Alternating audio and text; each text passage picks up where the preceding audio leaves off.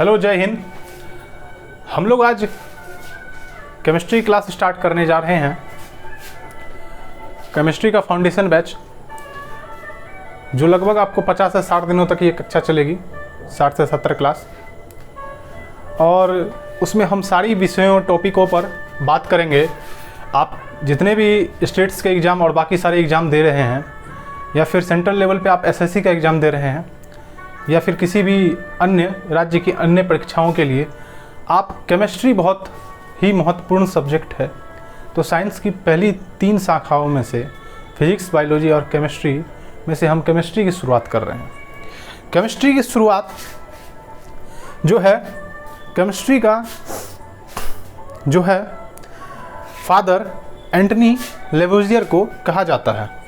Chemistry के नाम का मतलब है काला रंग, जो कि मिस्र के शहर कीमिया से उत्पन्न हुआ था। ठीक है, तो केमिस्ट्री के 10-12 टॉपिक जो हैं उसको हम कवर करेंगे और ये कोशिश करेंगे कि आपको फाउंडेशन में सारी की सारी चीज़ पढ़ाई जाए। तो हम लोग स्टार्ट कर रहे हैं। जितना भी टॉपिक्स हम इन 50, 60, 70 क्लास में जो भी टॉपिक्स कवर करेंगे, वो सब हम आपको आज सिलेबस पे जो परिचर्चा होती है वो आज परिचर्चा हम कर लेते हैं। क्या क्या हम पढ़ेंगे इन 60-70 दिनों में। ठीक है,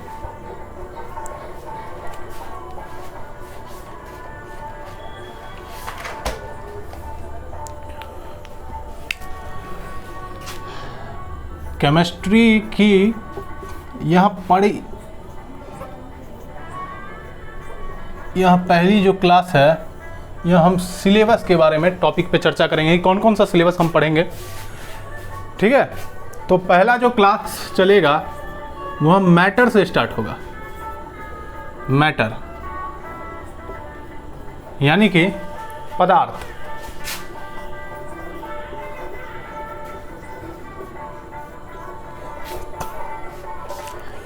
पदार्थ क्या है? आप लोगों ने पढ़ा होगा 6-7 क्लास में कि पदार्थ क्या है।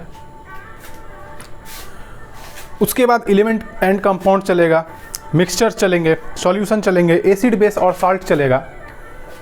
और उसके बाद हम लोग एटॉमिक स्ट्रक्चर पढ़ेंगे, मॉडल्स पढ़ेंगे, कौन कौन से मॉडल्स दिए गए थे एटम के। और उसके बाद इलेक्ट्रॉनिक कॉन्फ़िगरेशन सीखेंगे। उसके बाद केमिस्ट्री अगर आपको पढ़ना है तो थोड़ी इंग्लिश की नॉलेज तो होनी चाहिए, कि इसमें बहुत सारे इंग्लिश के शब्द यूज होंगे, तो घबराइएगा नहीं। मैं आपको वहाँ पे हेल्प करने के लिए आपके मार्गदर्शक के रूप में काम कर रहा हूँ। तो मैं यही कोशिश करूँगा कि आपको कोई भी परेशानी का सामना ना करना पड़े। ठीक है, तो दूसरा क्लास चलेगा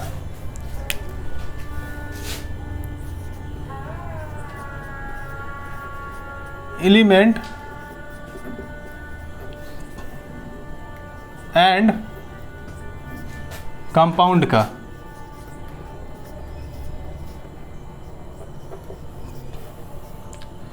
तत्व और यौगिक। और मिश्रण का अलग से चलेगा। तत्व क्या है? जो एक ही प्रकार के परमाणुओं से मिलकर के बना हो। यौगिक क्या है? तो यौगिक में है कि विभिन्न परमाणुओं जो है रासायनिक अभिक्रिया में भाग लेती हैं, तब यौगिक का निर्माण होता है। ठीक है, और याद रखिएगा कि अणु निर्माण में रासायनिक अभिक्रिया में भाग नहीं लेता है, परमाणु ही रासायनिक अभिक्रिया में भाग लेता है। ठीक है, विभिन्न परमाणु मिलकर के अणुओं का निर्माण होता है। ठीक है, और यौगिक के सबसे छोटे कण को अणु कहते हैं, जबकि तत्व के सबसे छोटे कण को परमाणु कहते हैं। और मिश्रण आपने शायद संलग्न पढ़ा हो, पहली की जो आपने पढ़ाई की हो 7, 8 या 9th में, तो मिश्रण हम इसमें अलग से लेकर के चलेंगे कि मिश्रण खुद में एक बड़ा टॉपिक है।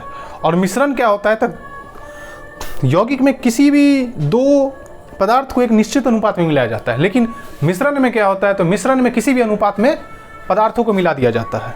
ठीक है, जैसे कि नमक और पानी का घोल, नमक और बालू का घोल।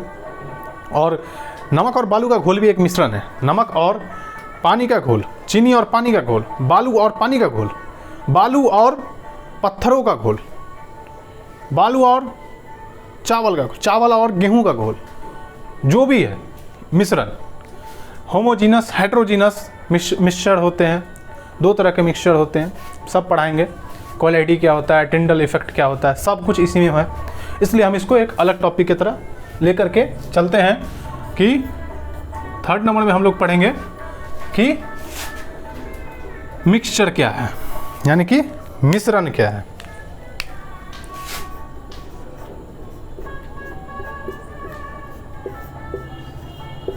मिक्सचर यानी कि मिश्रण।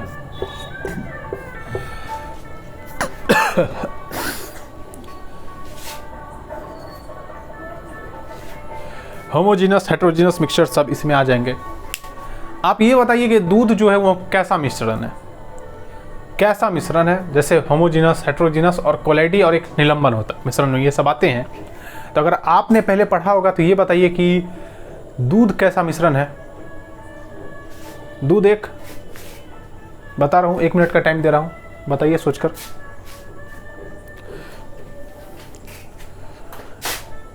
दूध एक इमल्सन है, ठीक है। इमल्सन भी है किसमें, कोलाइडी में।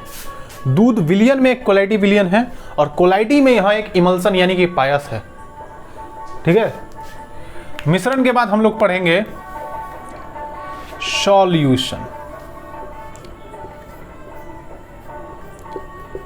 What is solvent and what is solute, इसमें पढ़ेंगे सॉल्यूशन 4th नंबर में, है ना, 4th नंबर में, ठीक है।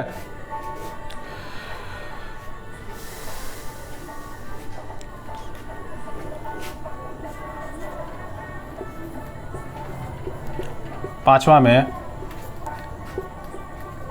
एसिड, बेस एंड साल्ट लेकर चलेंगे। छठा में एटॉमिक स्ट्रक्चर लेके चलेंगे। यह सब अपने कॉपी में आप नोट कर लीजिएगा। सिलेबस आज का, जो सिलेबस पे आज की परिचर्चा है, यह सबको आप अपनी कॉपी में नोट कर लीजिएगा तो आपके लिए बेहतर होगा।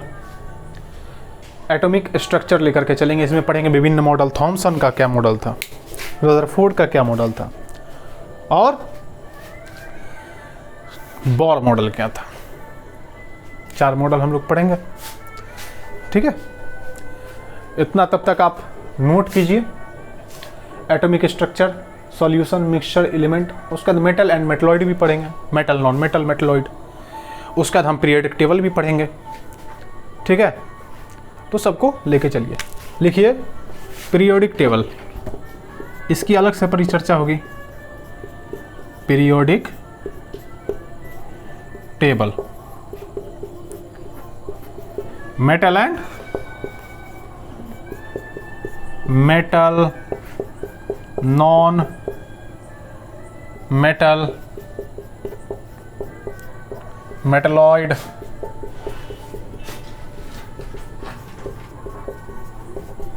इसका है हिंदी में अगर आप लिखना चाहें तो धातु, अधातु तथा मिश्र धातु या उपधातु, ठीक है। मेटल, मेटलॉइड, और इसके ओर भी पढ़ेंगे। ओर मतलब होता है अयस्क, ओर मतलब होता है अयस्क। जैसे कि आयरन का अयस्क बताइए, अगर आप लोगों में से किसी को पता है तो आयरन का अयस्क बताइए। आयरन का अयस्क क्या है, आयरन का ओर क्या है, ओर। एल्युमिनियम का ओर क्या है, कॉपर का ओर क्या है। तो एल्युमिनियम का बॉक्साइट है, आयरन का मैग्नेटाइट, हेमेटाइट, ये सब आयरन की ओर्स हैं। इस पे आप काफ़ी महत्वपूर्ण तरीके से, बहुत ही बढ़िया तरीके से, आपको दिक्कत नहीं होगा, मैं सब कुछ लेकर के चलूँगा।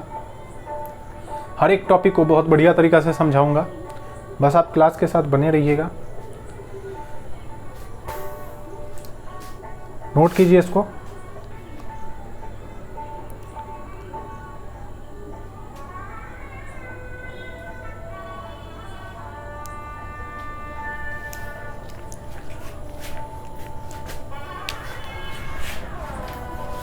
हम पढ़ेंगे केमिकल बॉन्ड,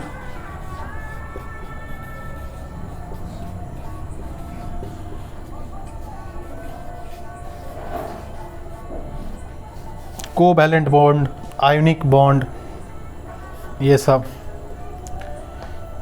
केमिकल रिएक्शन पढ़ेंगे।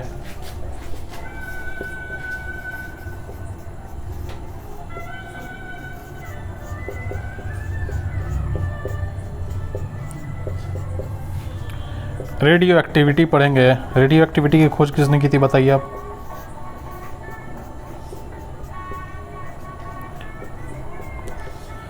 तीन रे होता है, अल्फ़ा, बीटा और गामा। इस तीनों में से सबसे अधिक जो है रेडियो एक्टिव कौन है? अल्फ़ा, बीटा, गामा में से। सो बताइए, अल्फ़ा, बीटा, गामा में सबसे अधिक रेडियो एक्टिव जो रे है वो है गामा रे। बहुत अधिक रेडियो एक्टिव रे है। इसको नोट कीजिए। ये आज की परिचर्चा की क्लास में, आज सिलेबस पे डिस्कशन चल रहा है, ये सब हम पढ़ेंगे।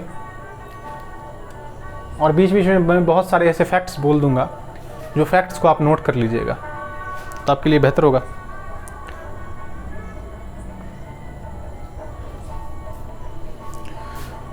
मोनोमर, पॉलीमर पढ़ेंगे। इधर ही लिख देता हूं मैं।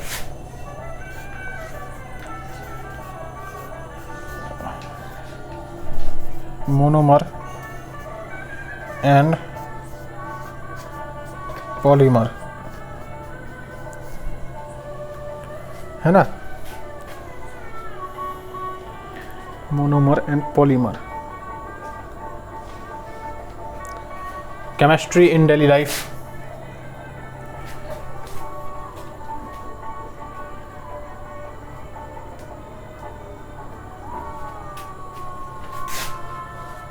इतने चैप्टर्स हैं, इतना हमको कवर करना है और इस सारे को मैं कवर करा दूंगा। उसकी जिम्मेदारी मेरी है, मैं सबको कवर करा दूंगा, तो उसके लिए अपना घबराएं।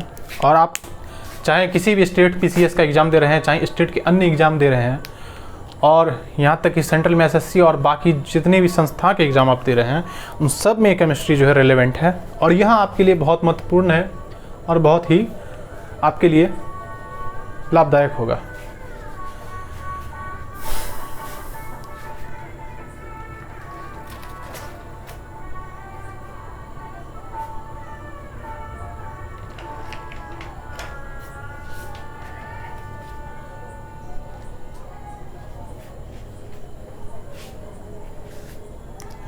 तो इसका आप स्क्रीनशॉट ले लेंगे,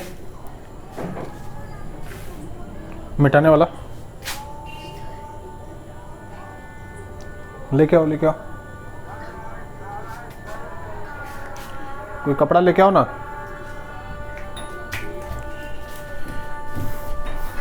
तब तक कुछ ऐसे फैक्ट्स मैं बताता हूं। जैसे कि आप जानते हैं कि मैटर जो होते हैं तीन तरह के होते हैं, ठोस, द्रव्य और गैस। तो ठोस, द्रव्य और गैस में आकार और आयतन जो है ठोस का निश्चित होता है, आकार द्रव्य में निश्चित नहीं होता है, लेकिन आयतन द्रव्य का निश्चित होता है। यह आपको पता होना चाहिए। और गैस में आकार एवं आयतन भी निश्चित नहीं होता है। जबकि गैस में जो है आपको विसरण की मात्रा बहुत अधिक है, जबकि ठोस और द्रव्य में विसरण बहुत कम है, यानी कि diffusion is more in gas than solid and liquid. Okay,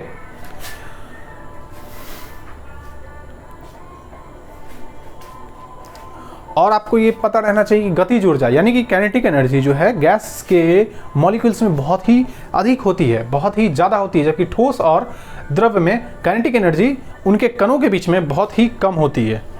और फोर्स ऑफ अट्रैक्शन यानी कि जिसको अंतराण्विक बल कहते हैं, फोर्स ऑफ अट्रैक्शन जो है ठोस में बहुत अधिक होता है और द्रव्य में ठोस से थोड़ा कम होता है। जबकि गैस में यहाँ अंतराण्विक बल न के बराबर होता है और फोर्स ऑफ रिपल्सन जो है वो अधिक होता है।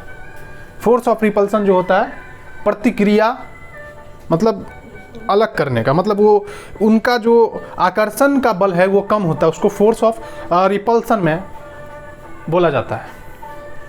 ठीक है,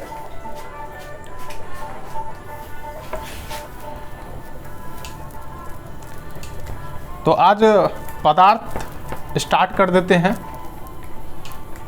यानी कि पदार्थ यानी कि मैटर। पहला जो आपका चैप्टर है सिलेबस का,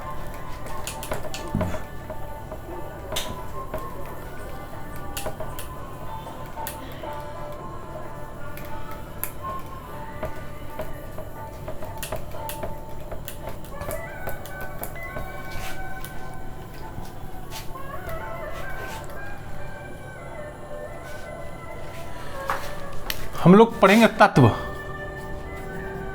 सॉरी हम लोग पढ़ेंगे पदार्थ। पदार्थ पढ़ेंगे। खैर मैटर में ही आ जाते हैं तत्व। शुद्ध पदार्थ में तत्व, यौगिक और मेटलॉइड्स। घर का भी मिटा देता हूं मैं।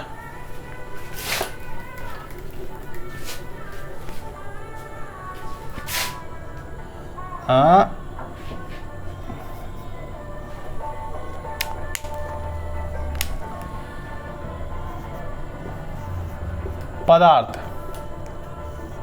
यानी कि मैटर।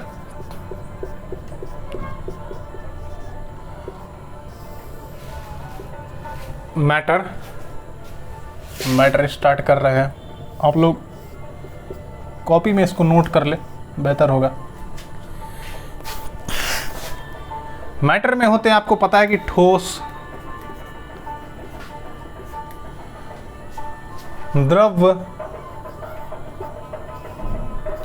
और एक अवस्था होती है गैस अवस्था। इसके अलावा भी आपको पता होना चाहिए कि 2 अवस्थाएं और होती है, जिनकी चर्चा मैं करूंगा, समय रहते करूंगा। ठीक है, पता है।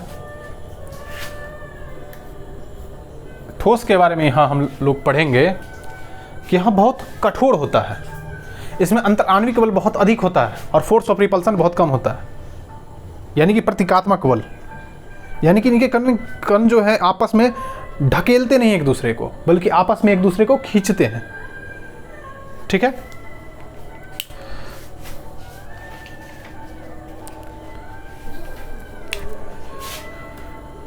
इनके मॉलिक्यूल्स के बीच आकर्षण बहुत अधिक होता है।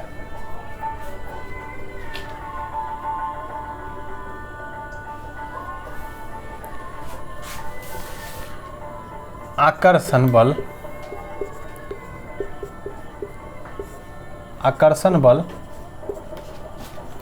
अधिक होता है। इनके कणों में यानी मॉलिक्यूल्स में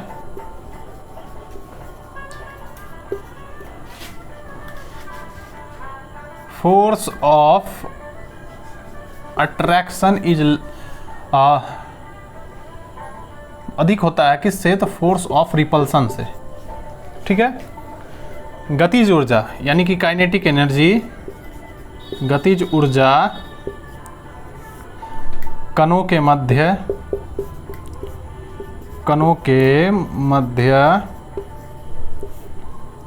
कम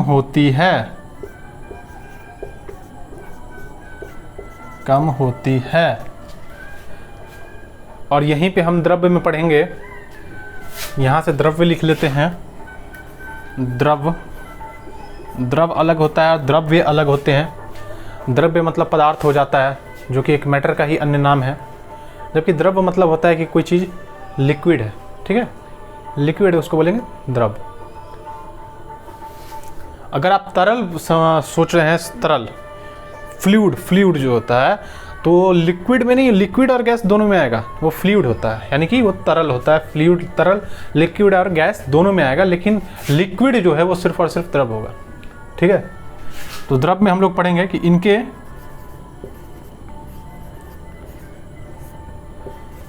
कणों के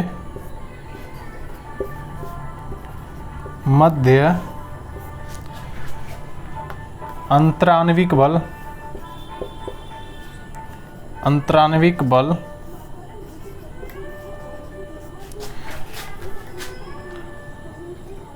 गैस की अपेक्षा अधिक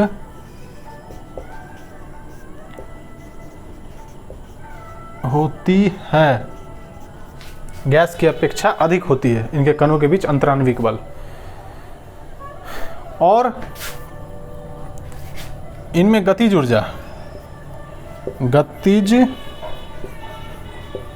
ऊर्जा ठोस की अपेक्षा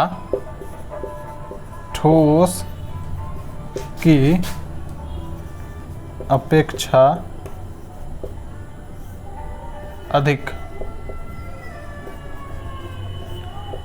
होती है। गतिज ऊर्जा यानी कि काइनेटिक एनर्जी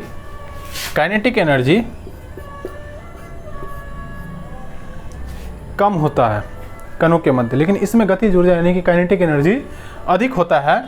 किससे? तो ठोस से। लेकिन गैस में सबसे अधिक होगी काइनेटिक एनर्जी, गतिज ऊर्जा गैस में सबसे अधिक होगी। यानी कि इसका भी फोर्स ऑफ अट्रैक्शन जो है वो फोर्स ऑफ रिपल्सन से ज़्यादा होगा। अब हम गैस का पढ़ेंगे।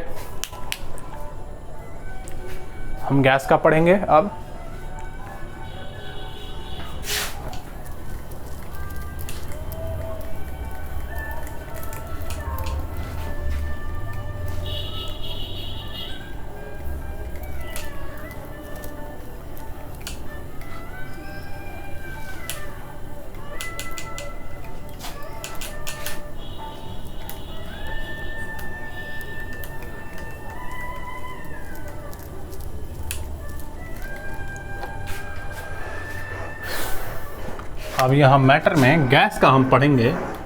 तो गैस में जो है अंतराण्विक स्थान और अंतराण्विक बल, अंतराण्विक स्थान अधिक होगा। अंतराण्विक स्थान मतलब अणुओं के बीच का जो गैप है, यानी अणुओं के बीच के जो जैसे अणु है, तो ठोस में क्या है, तो अंतराण्विक स्थान, अंतराण्विक बल एक दूसरे को खींच रहा है, एक मॉलिक्यूल दूसरे मॉलिक्यूल को, यानी कि उसमें फोर्स ऑफ अट्रैक्शन बहुत ज़्यादा है। द्रव में उससे थोड़ा सा कम है, लेकिन वो भी सही है, रिपल्सन से अधिक है। लेकिन गैस में क्या हो रहा है, तो गैस में यह फोर्स ऑफ अट्रैक्शन जो है बहुत कम है, यानी कि इनके बीच, इनके मॉलिक्यूल के बीच में जो है वह गैप है, उसी को बोलेंगे अंतराण्विक स्थान। अंतराण्विक स्थान अधिक है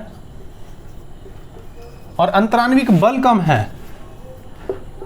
अंतराण्विक किनके बीच? अणुओं के बीच अंतराण्विक बल कम है।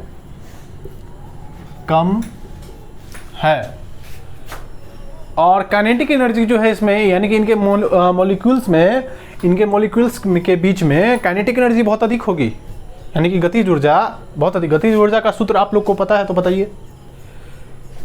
ये होता है गतिज ऊर्जा का सूत्र, 12mv²।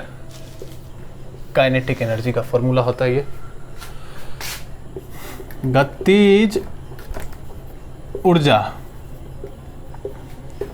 मॉलिक्यूल्स के बीच में, इसके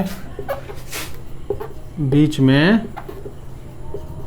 अधिक है।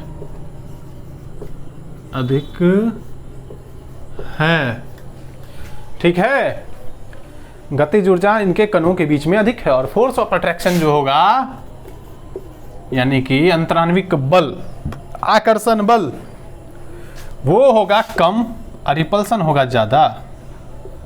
और आपको पता होगा कि गैस में डिफ्यूजन दर अधिक होता है, तो यहाँ लिख लीजिए कि गैस में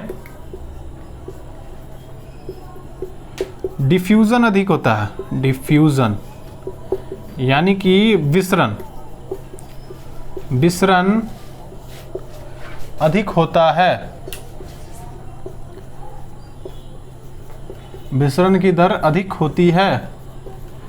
यानी कि विसरण माने कि जैसे कि आप किसी रूम में सेंट को छिड़क दिए, या आप किसी रूम में परफ्यूम मारे, या फिर कोई आदमी इंसान परफ्यूम लगा करके आया, या रूम स्प्रे आप जब यूज करते होंगे, आप में से किन्हीं ने यूज किया होगा, तो एक चीज़ देखा होगा कि आपने तुरंत में ही वो रूम पूरा स्प्रे से महक उठता है।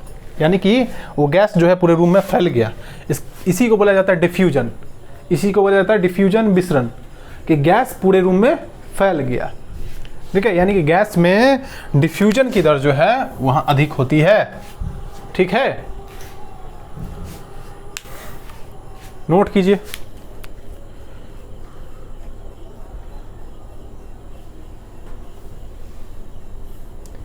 इसमें एक और चीज़ लिख लीजिएगा फैक्ट्स में, कि ठोस में जो है, ठोस में और द्रव में, ठोस का आकार, आयतन निश्चित होता है, निश्चित होता है, और द्रव में जो है आकार निश्चित नहीं होता है, आयतन निश्चित होता है, आयतन निश्चित होता है।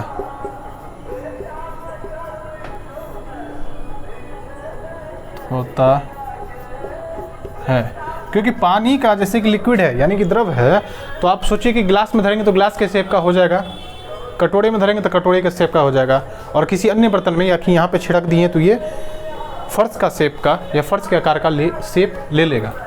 ठीक है, यानी कि आयतन निश्चित होता है, लेकिन द्रव में आकार निश्चित नहीं होता। लिख सकते हैं तो लिख सकते हैं, तो लिख लीजिए आकार निश्चित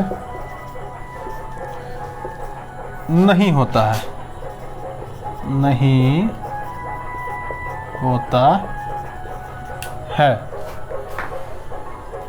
और गैस में एक बात बताइए, गैस का आकार निश्चित होगा, गैस का आकार निश्चित होगा, नहीं होगा?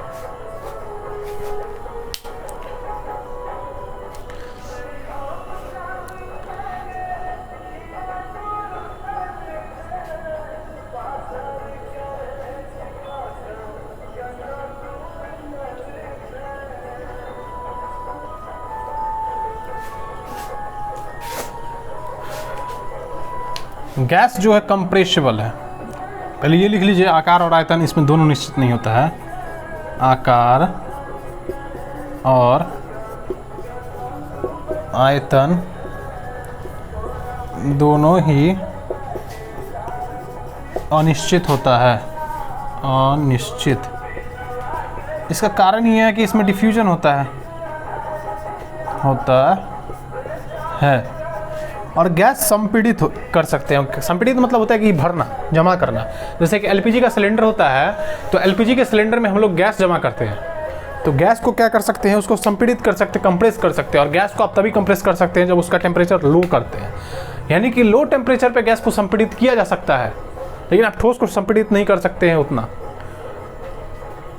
द्रव को गैस इतना संपीड़ित नहीं कर सकते हैं। सबसे अधिक संपीड़न जो होता है वह गैस में होता है। जैसे कि एलपीजी सिलेंडर होगा तो आप उसको देखते होंगे कि आपको ठंडा लगता होगा सिलेंडर। उसका कारण ये है कि उसको उसके टेम्परेचर को कम कर दिया गया है और उसके बाद उसको संपीड़ित किया गया है, यानी कि उसको सिलेंडर में भरा गया है। ठीक है, तो संपीड़न सबसे अधिक होता है गैस में। गैस में संपीड़न सबसे अधिक होता है, संपीड़न अधिक। संपीड़न लिख लीजिए, गैस, द्रव, अब फिर ठोस होता है संपीड़ित में। ठीक है, लिख लीजिए। आज की क्लास हम यहीं पे एंड करते हैं। कल हम फिर लौटेंगे तो इससे आगे का टॉपिक पढ़ेंगे। तब तक के लिए जय हिंद।